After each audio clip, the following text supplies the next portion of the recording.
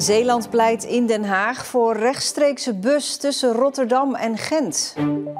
En er zijn meer wensen. Daarvoor wordt vandaag geld losgepeuterd op de Zeeuwse Dag in Den Haag. En verder in deze uitzending. Zeehond ligt te slapen in hotelkamer. 27 en in dorpsraad. Dat zie je niet vaak.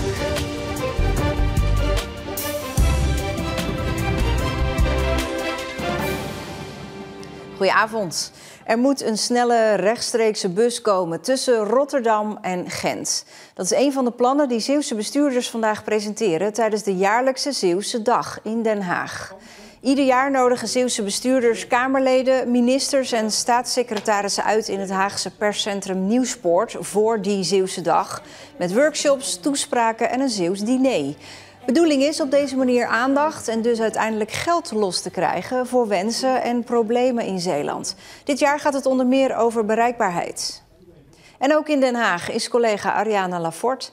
Ja, Ariana, een van de plannen waar Zeeland de aandacht op wil vestigen is dus een interliner tussen Gent en Rotterdam. Wat is dat voor een project? Ja, dat is een snelle rechtstreekse bus die Zeeland bereikbaarder en dus aantrekkelijker moet maken om er te komen wonen en werken. Want dat is de visie die staat in Zeeland 2050. We hebben meer inwoners nodig om het bedrijfsleven, om de zorg en de voorzieningen overeind te houden. En dan is zo'n snelle aantrekkelijke busverbinding naar grote plaatsen als Rotterdam en Gent broodnodig. Er rijden al een paar Noord-Zuidbussen in Zeeland tussen Gent en Goes en tussen Zierikzee en Rotterdam. Maar de provincie Zeeland wil nu 1 aansluitende lijn over de hele route. Met maar een paar haltes om de vaart erin te houden. Dat zal een sterke verbetering zijn voor de mensen die er gebruik van maken voor werk of voor school en studeren. Want nu zijn het eigenlijk losse stukjes. Je gaat van Goes naar Gent of je gaat van Goes naar Zierikzee. Bij Zierikzee kun je weer overstappen om vervolgens naar Rotterdam te gaan. Wat in mijn hoofd zit, dat is eigenlijk 1 lijn tussen Rotterdam via Zierikzee, Goes, richting Terneuzen en Gent. Dus 1 lijn die op meerdere punten stopt. En dat is wat anders dan dat je het heel erg geknipt organiseert. Hier op het treinstation in Goes opvallend veel enthousiasme voor zo'n snelle bus tussen Gent en Rotterdam. Ja, ik denk dat dat wel handig is. Want het is vooral de treinen, ik denk dat meer mensen dat doorhebben. Ze vallen heel vaak uit, heel vertraging.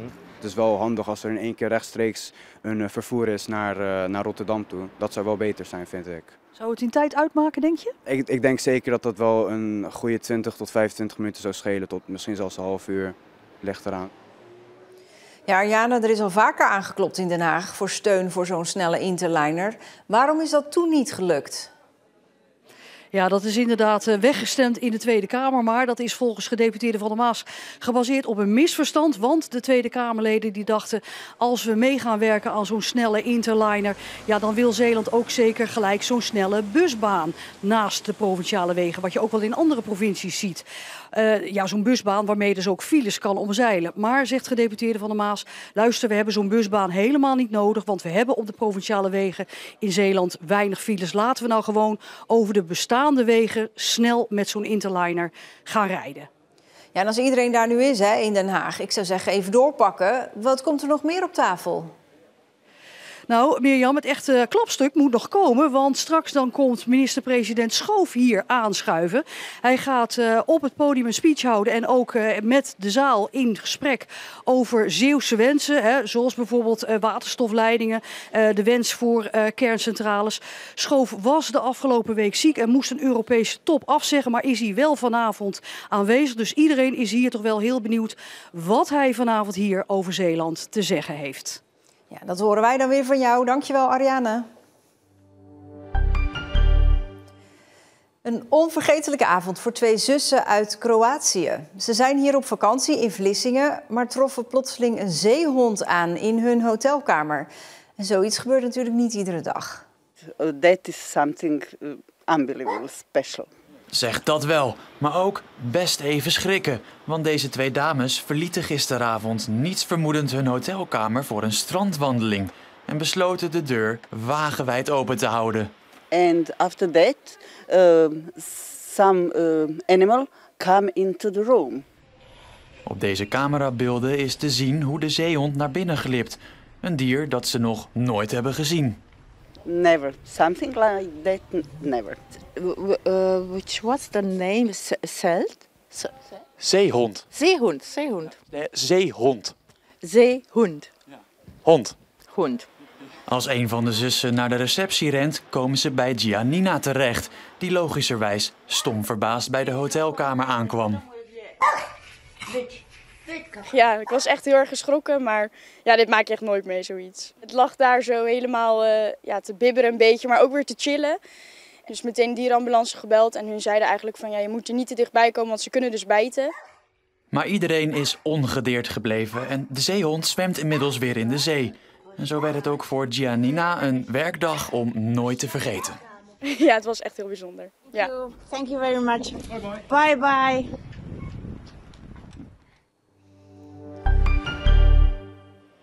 Het provinciebestuur baalt van de vertraging met het landelijk waterstofnetwerk. Het stuk waar Zeeland bij aansluit is pas in 2030 klaar, 2 jaar later dan gepland. De provincie heeft daar protest tegen aangetekend, want de Zeeuwse industrie staat te springen om waterstof. Nou, we hebben een cluster energiestrategie gemaakt. Dat is eigenlijk een document waarin we voor de Zeeuwse industrie hebben uitgeschreven hoe ze de komende jaren na 2050 toe volledig duurzaam kunnen worden. Dus CO2-neutraal. Dat is het doel. Waterstof is daar een onmisbaar onderdeel in.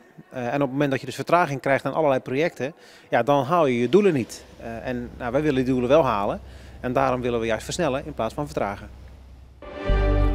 Dat we lepelaars hebben in de provincie is al bijzonder, maar nu blijkt dat ze ook hier overwinteren. Dat ze daarvoor niet meer naar West-Afrika of Spanje en Portugal trekken. De laatste jaren zie je ook hier in de delta zie je steeds meer lepelaars die helemaal niet meer weggaan. Als we eenmaal ondervonden hebben dat de winters niet meer zo streng zijn en er genoeg voedsel te vinden is en dus levensvatbaar zijn, blijven ze gewoon hier in de delta hangen. Dan hebben ze eigenlijk niet meer een echte reden om weg te trekken. Daaraan zie je dus dat vogels zich aanpassen aan de klimaatverandering. Het gaat wel vooralsnog om een klein deel van de lepelaars. De meeste trekken in de winter nog wel naar het zuiden.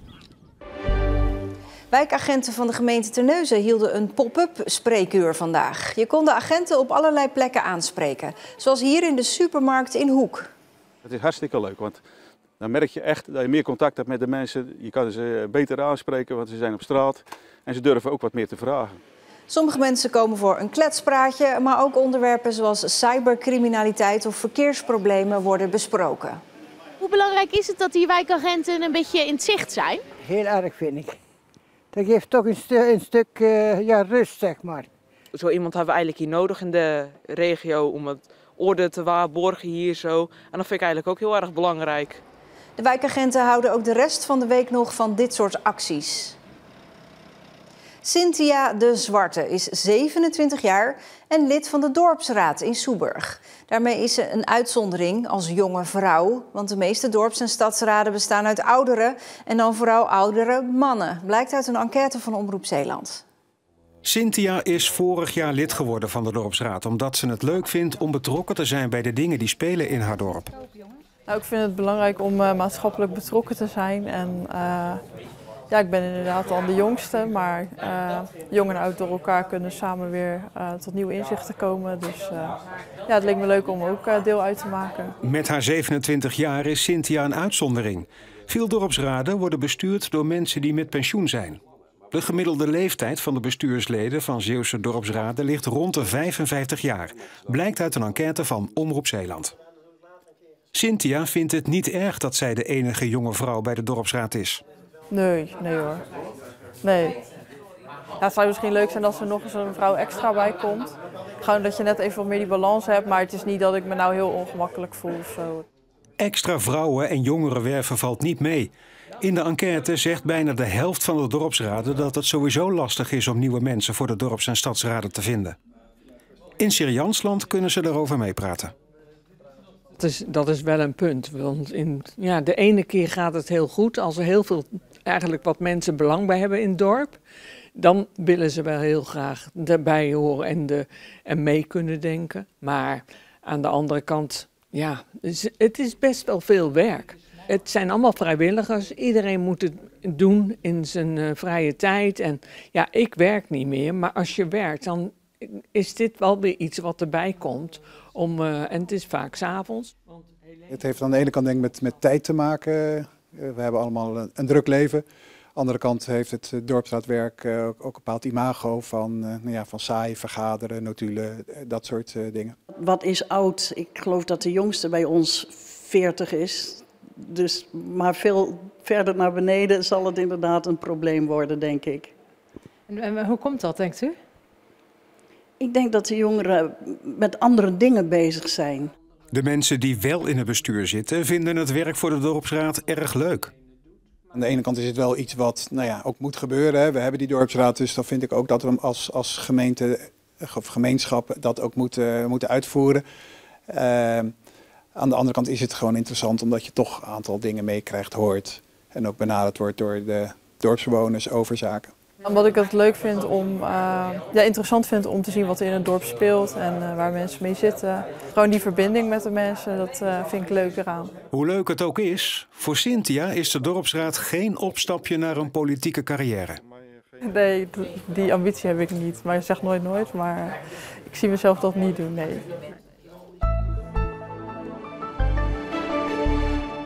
De dag begon met nevel, mist en een voorzichtig zonnetje. Vanmiddag kwam er meer zon, bleef overal droog met weinig wind en 8 graden. Morgen begint de dag opnieuw met mist. In de middag komt de zon erbij. En geniet daar maar een beetje van, want vrijdag is het weer bewolkt en waterkoud.